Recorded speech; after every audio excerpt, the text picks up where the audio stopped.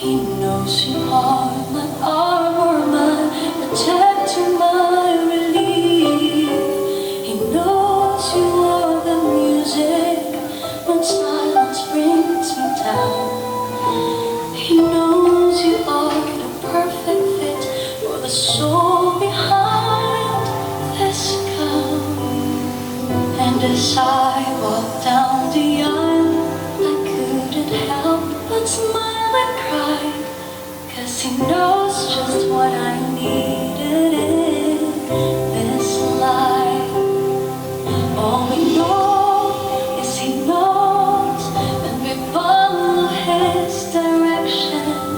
Even though life is short, we'll share forever in salvation. Through this life and beyond, we will let his will be done.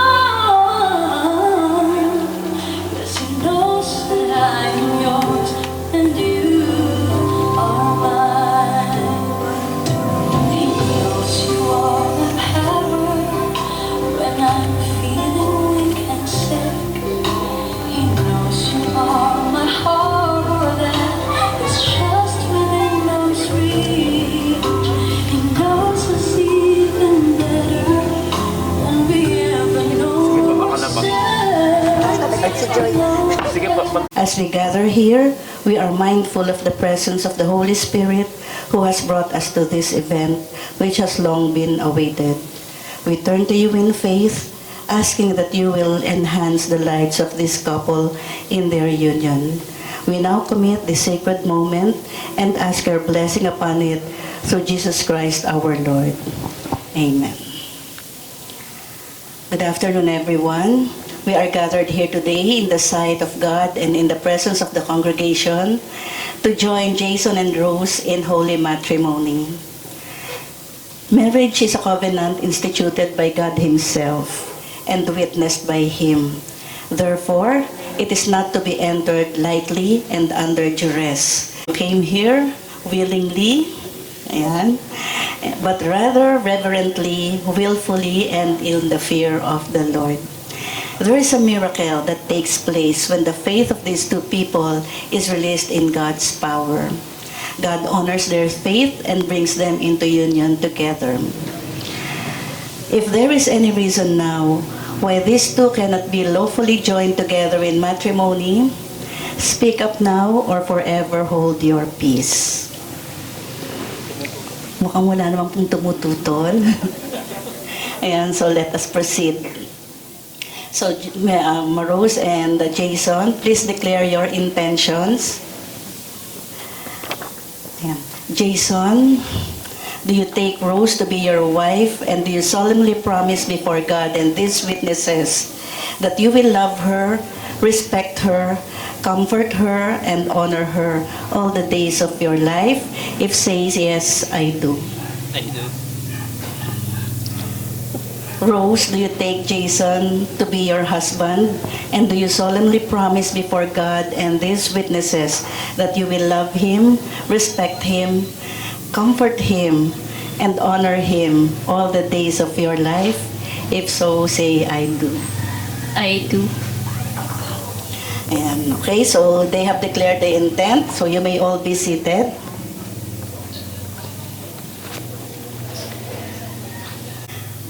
Is it the grandness of the proposal? Yung bang expensive na ring ang nagdedetermine kung magiging maganda and matagumpay ang marriage? Yun bang expensive na wedding? Yun bang pinag-isipang proposal at bonggang-bongga? Yun ba ang nagdedetermine? O yung bang compatibility ng spouse, ng bride and the groom? Yung bang same educational attainment and family background? Siyempre, nakaka-contribute po yung ibang ito. But these are not what matters in a marriage. Okay? So, tingnan natin what does the Word of God tells us about this matter.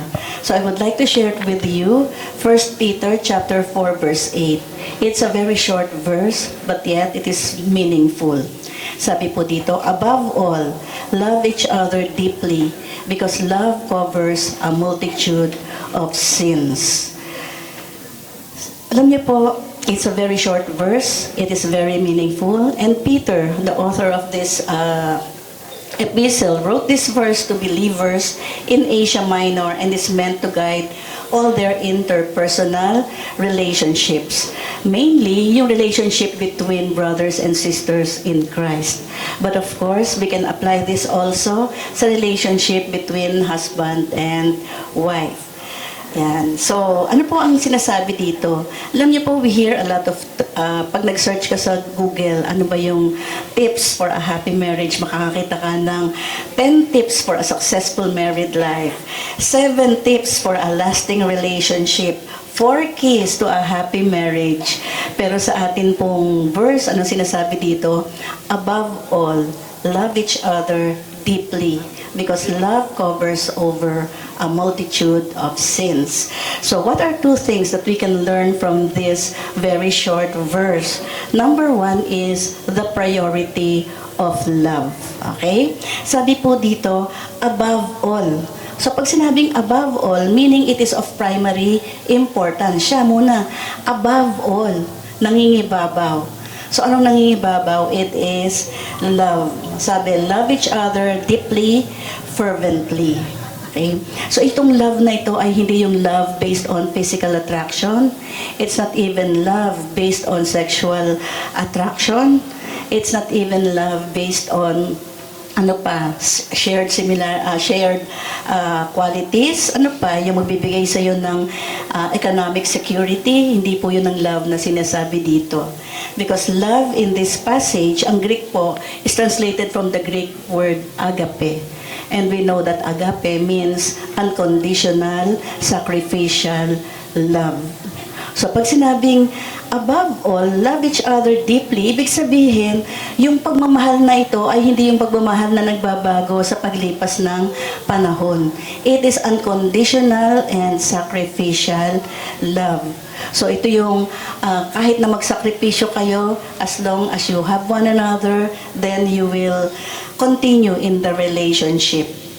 And it is a kind of love that is felt by a person who is willing to do anything for the one he or she loves. Okay? So, ano naman yung deeply? It comes from the word ektenes, which means intensely and without ceasing. So, hindi ito yung parang companionship lang na pagmamahal. It should be a deep love for one another, because a deep love will be an abiding love. Hindi yan nagbabago sa paglipas ng panahon, sa pag-alis o pagwala ng itsura ng isa't isa. Diba? Alam naman natin yan, sa paglipas ng panahon, medyo nag-iiba yung itsura nyo. Tama? Ayan, tingnan natin ang mga nandito, including me, diba? Nung ikinasal ako, ito lang yata yung bewang ko, 23. Pero ngayon, plus 10. Okay? So, hindi yan nagbabago dahil lang sa mga ganong bagay. Hindi rin yan nagbabago sa pagtaas o pagbaba ng inyong financial status. Hindi dapat yan nagbabago. At hindi lalo nagbabago dapat sa pagdating ng mga future children. Ayun, kasi sabi nga ng father ko, ikakasal pa lang ako, sabi niya, kahit magkaanak kayo, huwag mong hayaan na yung anak mo sa kanila iikot ang iyong mundo. Sabi niya, priority mo bilang wife is your husband. Ang tinandaan ko po yun. Tinandaan ko po yun. So, kahit dumating ang ilang bang plano niyong anak, pagdating ng mga yan, ang natatandaan niyo po, God and then your spouse. It's not God and your children. Ikayo muna. Alam niyo kung bakit? Sa paglipas ng panahon, nagsimula kayong dalawa. In the end, kayo rin na may iwan, dalawa. If you have taught and empowered your children correctly, magkakaroon niyo ng pakpake at maglilipad yan and establish their own lives. Sino may iiwan sa bahay? Kayong dalawa. At pag hindi niyo inalagaan yung relationship niyo, there are some couples na kung kailan tumanda, bago nag-50th anniversary ay naghiwalay. And it is so sad na you have, yung natagalan nyo na for so many years, and then sa dulo ng inyong pagsasama, naghiwalay pa. Why? Kasi they didn't find any reason to stay, kasi wala na yung mga anak. So alagaan po, yung mga may asawa dito, alagaan po natin ang ating relationship after our relationship with God. Okay? So una po nating tatandaan, the priority of love. Pangalawa po, it is the power of love. Kaya ang love ay makapangyarihan at alam na natin yan. High school pa lang tayo, alam na natin yan kay Florante at Laura, di ba? 10 mag-aama ay hahamakin, something like that na talagang wala makakapigil sa taong nagmamahalan. Pero ibang klaseng power ng love ang sinasabi dito. Okay, sabi dito, love covers a multitude of sins. So anong ibig sabihin nito?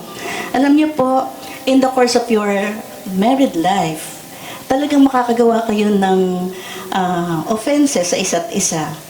Kahit na napaka-perpekto mong tao, at hindi naman yung totoo, at napaka-perpekto ng bride, there will always be differences. Kasi magkaiba kayo ng kinalakhan, magkaiba kayo ng family background, marami kayong pagkakaiba, magkaiba kayong personality, lalo na kung extreme yung personality nyo.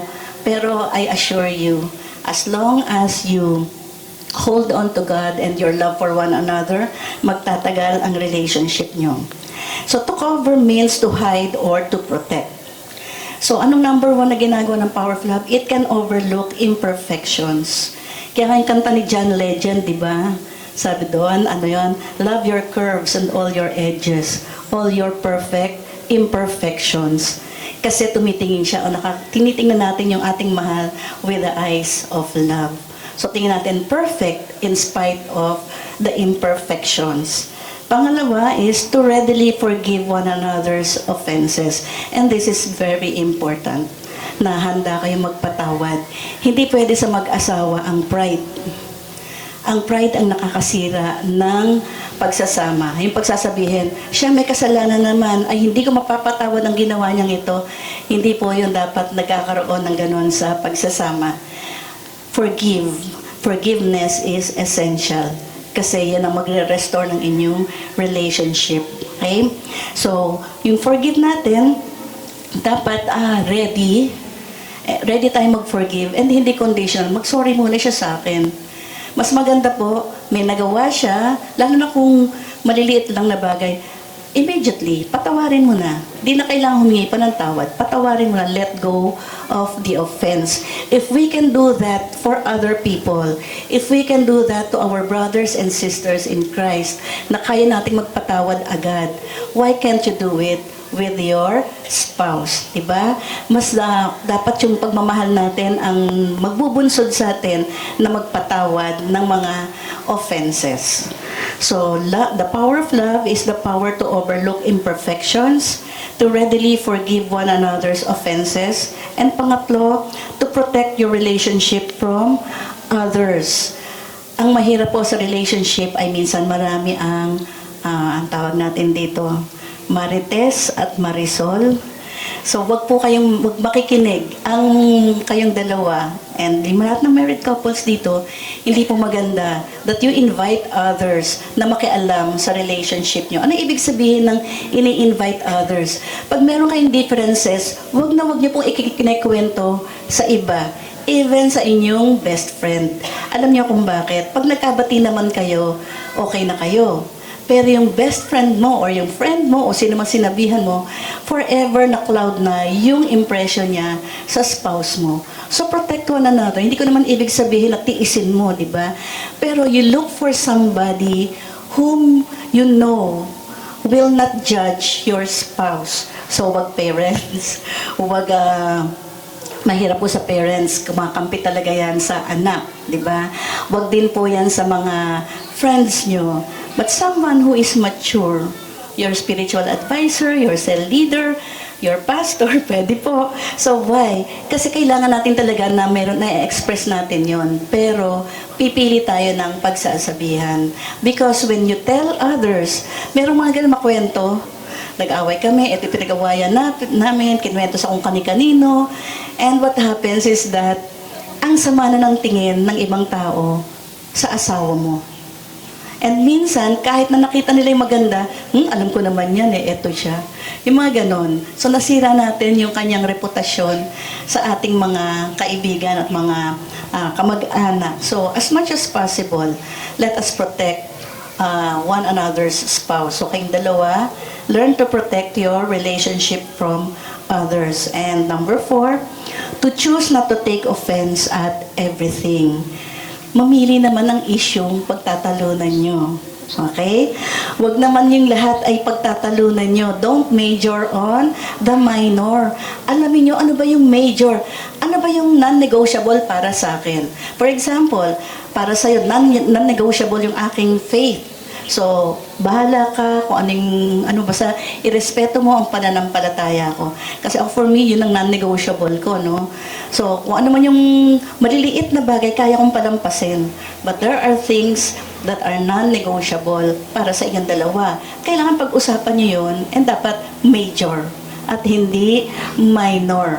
Okay? Wag yung binuksan niya yung cabinet, yung drawer, hindi siya marunong magsara. Okay? So, dadakdakan, and then magagalit, and then mag-aaway. Minor yun. Siguro in time, kapapaalala, in time, let's have patience with one another. That's the power of love. Magkakaroon tayo ng patience sa isa't isa. Mahirap, but it is very possible. And always keep in mind yung Genesis chapter 2 verse 24, therefore a man shall leave his father and his mother and hold fast to his wife, and they shall become one flesh. So remember this always. Hindi na kayo dalawa.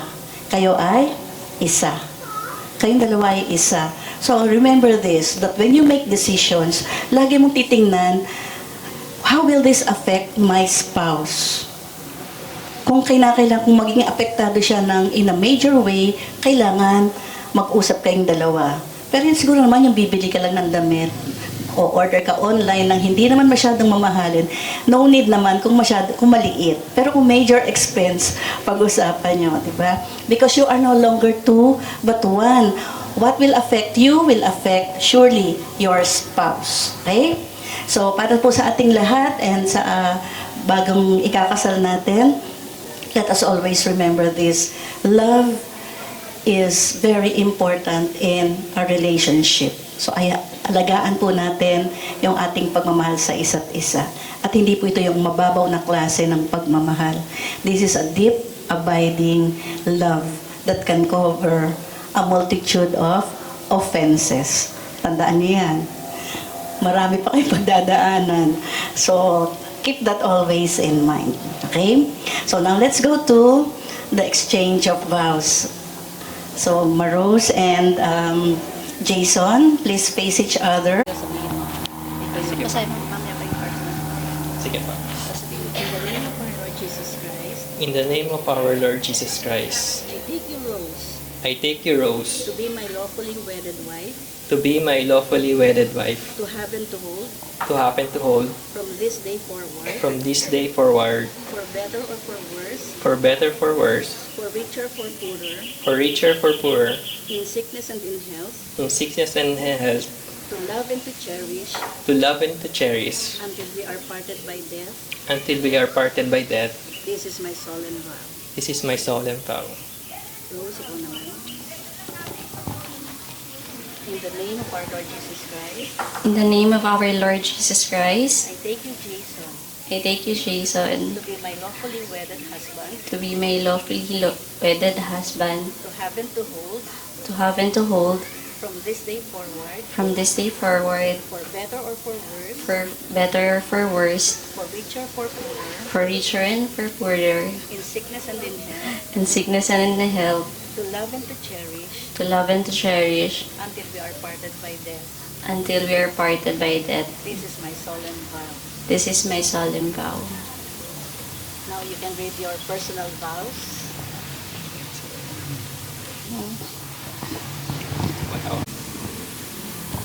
Hello. Rose, parang hindi ako sanay banggitin ang pangalan mo. Ni wala tayong tawagan sa isa't isa. Na araw-araw na magkasama tayo, pakiramdam ko lagi ikaw ang kausap ko. Di ko kailangan isipin na para sa iba ang salita ko, tila saan man ako mapadpad, kasama kita. At sa bawat araw na kasama kita, mas lalo kong nararamdaman, ikaw na talaga ang tahanan ko.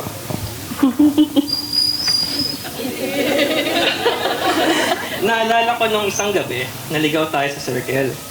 Sarado na lahat, pati mga daanan. Wala na tayong malabasan, hindi natin alam kung saan dadaan. Pero kahit ganun, tumatao pa rin tayo. Kasi ganun tayo. Kahit nasa gitna ng gulo, basta magkakasama, masaya. Sa halip na kakabahan, mas pinili nating ngumiti at tumawa. Doon ko naramdaman hanggat magkasama tayo, kakayanin natin kahit na ano. Salamat sa walang pagsawa, sa sawang pagsama sa lahat ng kalokohan biglaang trip, minsan kung saan lang tayo napupunta. Salamat kasi dumating ka sa buhay ko, mula noon lahat ng araw naging makulay. Salamat sa mga araw na puno ng kwento, sa mga gabing di naubusan ng tawanan. Salamat sa pagmamahal mong walang hanggan, sa pag-aaruga mong naging tahanan ko. Pangako kong hindi ako magsasawang intindihan at alagaan ka. Pangako, tuwing umaga, magsisimula ang mga araw natin sa mainit na kape at mga tawanan. Pangako, saan man tayo dalhin ng buhay, lagi kitang pipiliin. Mula ngayon at sa bawat bukas, ikaw at ako, magkasama at magtatawanan, magmamahalan. Ayoko na.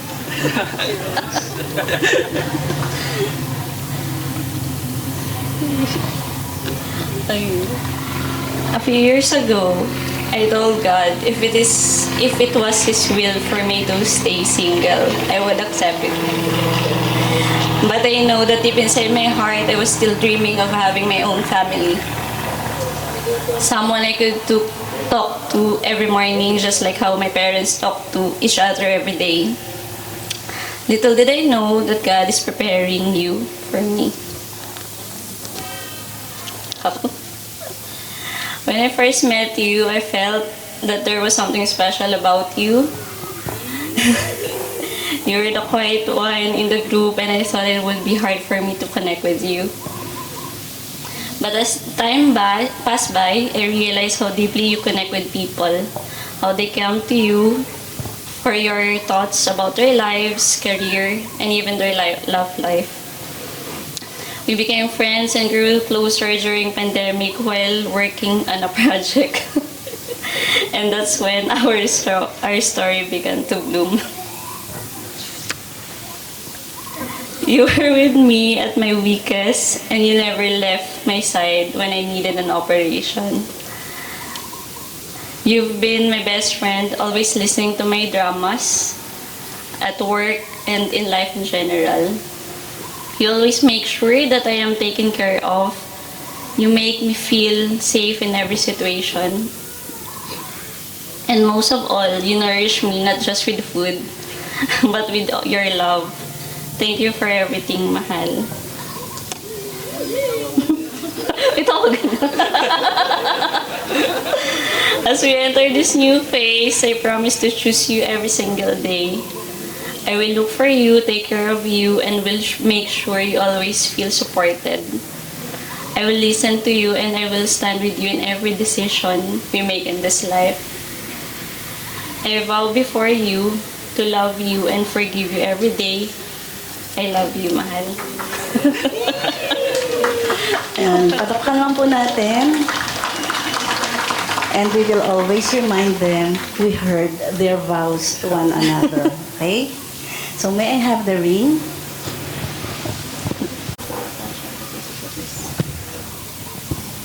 Okay, this ring is the outward visible expression or sign of a spiritual union of two hearts connecting to faithfully love each other. It is a circle which represents your love for one another and God's unending love for both of you. So, it is worn upon the finger to give a public declaration of your marital status. So, you should proudly wear it for all to see. Buksan mo lang po. Hirap po. Ikaw muna ni kay Rose. Ito. Ito. Yung akin. So, sasabihin mo ulit. So Jason, take this ring and place it on Rose's finger. Rose, I give you this ring I give you this ring as a symbol of my love. as symbol of my love. With all that I am With all that I am, and all that I have, all I have, I honor you. I honor you. In the name of the Father, In the name of the Father, the Son, the Son, and of the Holy Spirit. and the Holy Spirit.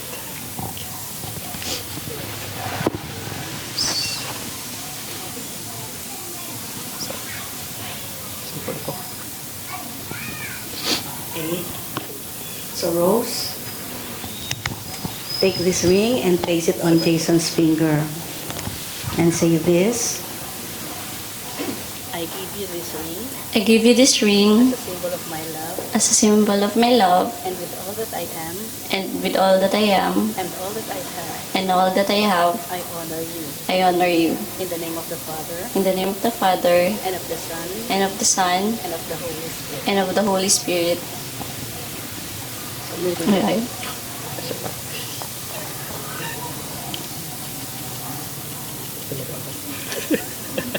Okay. So pwede po, yun namang ating parents, please stand. Of love and commitment. And weddings are also a recognition of the importance of family. So mahalaga po ang pamilya sa kasalan. So ngayon po, we will witness together the coming together of two families. The families of the bride and groom. So hindi lang silang dalawa, but also your families. And to honor the impact their families have on their lives and to offer their gratitude, the couple-to-be would like to begin by asking their parents' blessing and vow to support them as they enter marriage. So may tatanungin po ako sa inyo. Sasagot lang po kayo ng yes, we do. Okay po? So, Mr. and Mrs. Reyes, do you take Mary Rose into your family and into your hearts? Tinatanggap niyo po ba si Mary Rose sa pamilya niyo? Yan. Ano naman po, kay Mrs. Sanico. Yan. Do you take Jason Raymond into your family and into your hearts? Okay. So the groom and the bride would like to honor their parents and show their gratitude to them for having raised them to be the man and woman they are today. So may message kayo sa inyong parents? Yung gifts kaya? Sa pagpapalaki sa akin, actually di ako napag-prepare na message. So dito, yan, thank you po. Sa lagi kayong, na-provide yung mga kailangan namin, maski mahirap, lalo na nung nag-OFW, naman sa pamilya. So, thank you dahil natabid naman natin lahat ng mga natin. Thank you.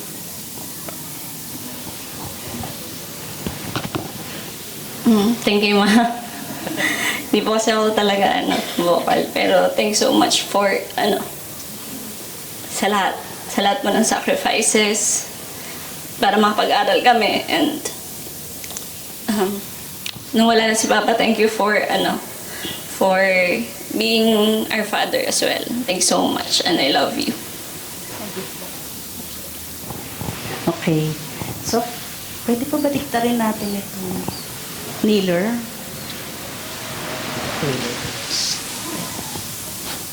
Couple with a matrimonial veil.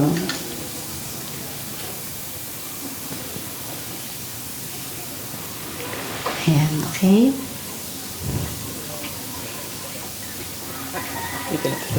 The veil is a symbol of divine order. Teka muna. Wait lang Okay, the veil is a symbol of divine order, and this symbolizes the willingness of the woman to submit to her husband as the head of the family, and the husband's duty to defend and protect the wife. Kaya yung veil ay nilalagay sa ulo ng bride, ayan, to symbolize her submission, her willingness to submit sa kanyang husband. And sa balikat ng groom, to symbolize his willingness to defend and protect his wife.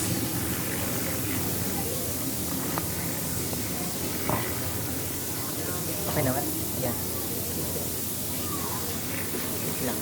Yan. Okay. May I call on the court sponsors? Balik na kami. Wait lang. Mahirap pa yung daan. Okay.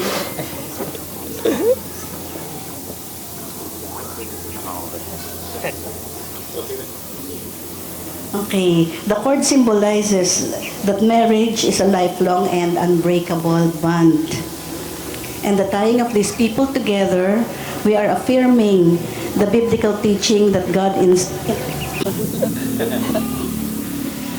Okay, the Bible tells us, do not let this book of the law depart from your mouth. Meditate on it day and night so that you may be careful to do everything that is written in it. Then you will be prosperous and successful. So yung success na sinasabi dito is not only your success in your respective career, not only your success in life, but the success of your married life. Dito nyo makikita yung foundation sa Word of God na kinakailangan nyo to build, to establish a happy and harmonious family. So depending on God's strength for wisdom, on God for strength and wisdom, ito yung kailangan ninyo for your married life. Okay? And then sorry kayo. Sabihin nyo, God's Word, God's God's word, word, the Bible, the the Bible, Bible, will be the final arbiter will be the final arbiter in resolving future disagreements. in resolving the future disagreements. We will hide it in our hearts We will hide it in our hearts so that we might not sin against God. so that we might not sin against God. Depending on God for strength Depending on God for strength and wisdom, and wisdom, we pledge ourselves we pledge ourselves in the establishment in the establishment of a Christian home. of a Christian home. Together, we will constantly seek God's will Seek God's will, and make Christ make Christ the center of our marriage. the center of our marriage.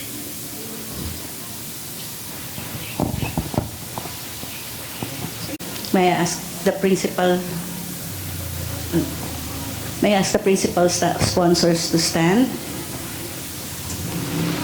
Ayan. So, hindi po kayo one-time principal sponsor, but you have a duty towards Rose and Jason.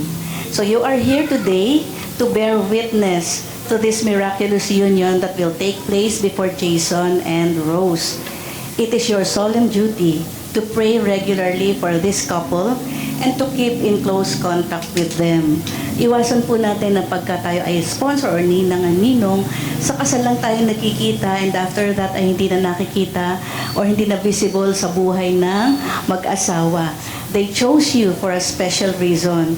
So tayo naman po, let's maintain contact with the couple, okay? And do you promise to regularly pray for them, keep in close contact with them, to help and guard their steps with loving counsel along the way? Yes, yeah. Do you promise to discharge these duties in the sight of God to the best of your ability? Ayan, so narinig po nating lahat. So you should pray for this couple. So medyo mahirap lang po pag maharami na kayong inaanak. But let's always take time to pray for them. Siguro kahit in general, Lord, bless niyo po ang lahat ng aming ina. Kung talagang sobrang dami po, no? But let's always include them in our prayers, no? So may I ask the parents also to stand? Ay, nakatayo na pala. Okay. So, Mr. and Mrs. Reyes, you have raised Jason to be the man he is today. And Mrs. Anico, you have raised Rose to be the woman she is now. At sa desisyon nilang magpakasal, ngayon po na nagdesisyon silang magpakasal, hindi na po sila dalawa. Sila po ay iisa na. And from this day forward, ang priority na po nilang mag-asawa ay ang isa't isa. Okay? So, hindi po ibig sabihin na hindi na nila kayo mahal. Ang ibig sabihin po nun, dalawa na silang magmamahal sa kay Mrs. Anico and kay Mr. and Mrs. Reyes. Dalawa na sila, hindi na isa. But at the same time, kailangan po, kung paano nyo po sila pinalaki, kung ngayon na po silang responsabling man and woman and now entering into marriage, sana po, willing po ba kayong suportahan din sila sa kanilang journey, sa kanilang married life? Kasi po minsan, napakalaki po ng impact ng parents of the spouses sa kanila sa successful married life. Napakahalaga po that you understand your roles. So again po, hindi po nababawasan ang magmamahal sa inyo, nadadagdagan, but you also have to understand that you are now entering into a new phase in your relationship with your children. So kayo po dati bida sa kanilang buhay. Ngayon po, kayo po ay supporting roles na lang. Okay? So, Best Supporting Actress and Best Supporting Actor and Actress. So, yun na po yung papel nyo. Supporting. Hindi na po kayo ang bida sa kanilang buhay. Tatanggapin po natin yan bilang magulang. Kung gusto po nating maging successful ang kasal or yung married life ng inyong mga anak. So, for Rose, ang bida na po sa buhay niya ay si Jason. At si Jason, ang bida na sa buhay niya ay si Rose.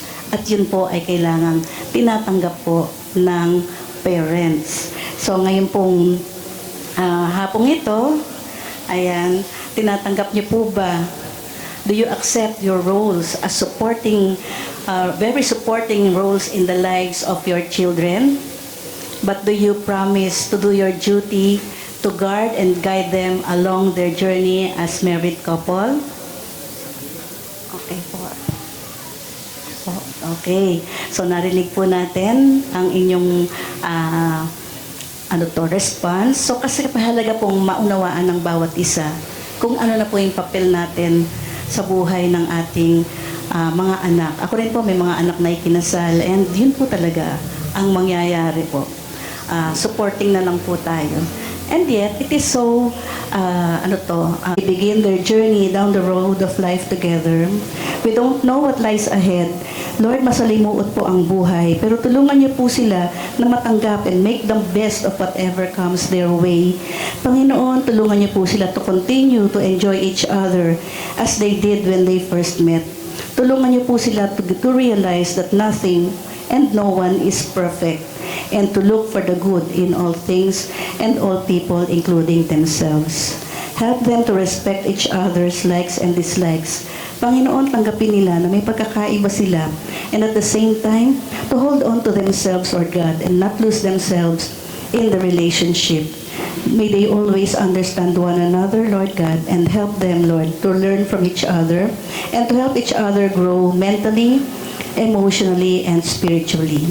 Lord, tulungan niyo po sila to realize that in life, no matter what happens to them, if they will hold on to you and to each other, Lord God, and know that they will know, Lord God, that things have a way of resolving itself for their good. Panghawakan po nila yung Romans 8:28. Lord, help them to create for their children, future children, Lord, a peaceful, stable home of love as a foundation in which they can build their lives. But most of all, dear God, help them to keep lit the torch of love burning that they now share, so that by their loving example, they may pass the light of love to their children and to their children's children forever.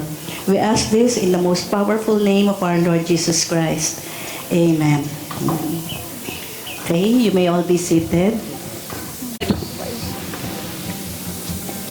So may I invite the principal sponsors and the parents to extend our hand on the married couple, and let us pray for God's blessings upon them. And yung gusto pong tumayo din po, and let us... Nakaikat. Hindi sila. Hindi na. Sa likod na sa likod. Umikat na sila.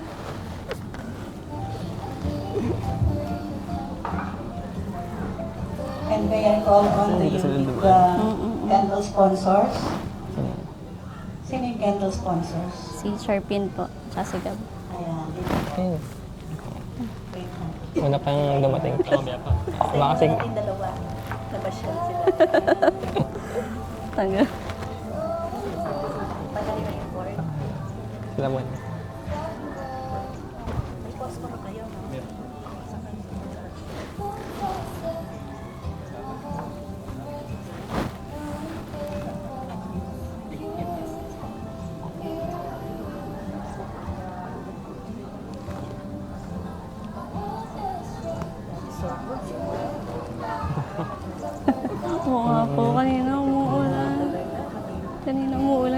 pag-isipin po ng set up.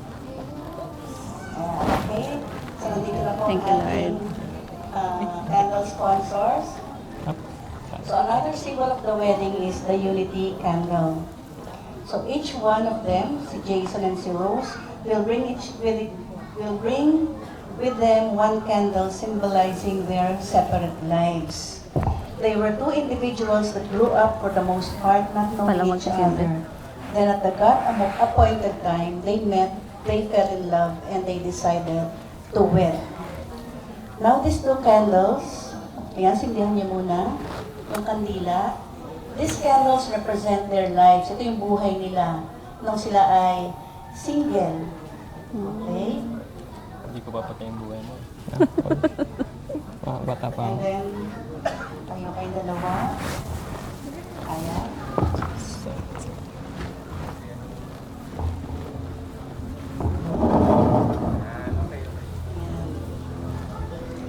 So representing their separate lives, and they will light this unity candle.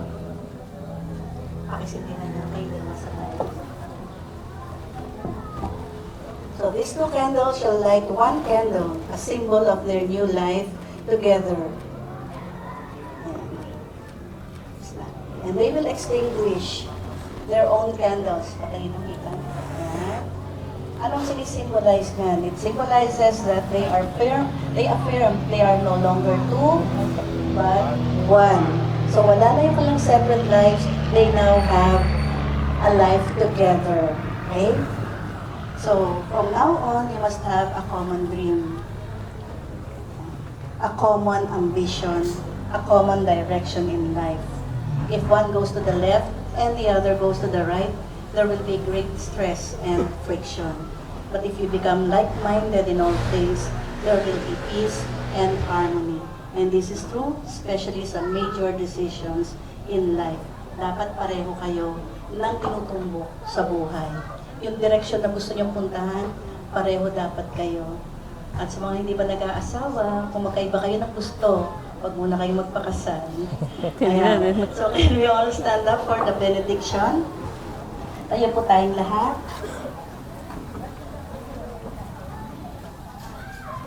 Okay, Jason and Rose, the Lord bless you and keep you. The Lord make His face shine upon you and be gracious to you. The Lord lift up His countenance upon you and give you peace. And may His favorable hand be upon you and the family you will establish together. And upon all of us, may God's blessing and protection be upon all of us. In Jesus' mighty name, amen and amen. Okay, and now that we have heard your pledges of affection and your vows of fidelity, by the authority conferred upon me by God as His minister, and by the laws of the Republic of the Philippines, I now pronounce Jason and Rose as husband and wife. You are no longer two, but one. In the name of the Father, the Son, and the Holy Spirit. And what God has put together, let no man separate. So, beloved brothers and sisters, please allow me to introduce to you Mr. and Mrs. Jason Raymond and Mary Rose Reyes. Palakpakan po natin sila. And of course, the much-awaited Jason, you may now kiss your bride. Ay!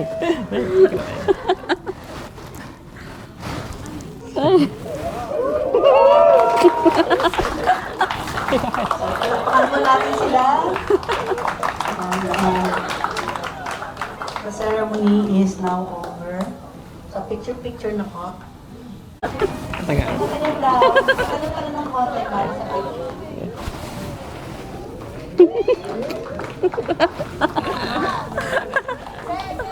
Ay! Ang dami.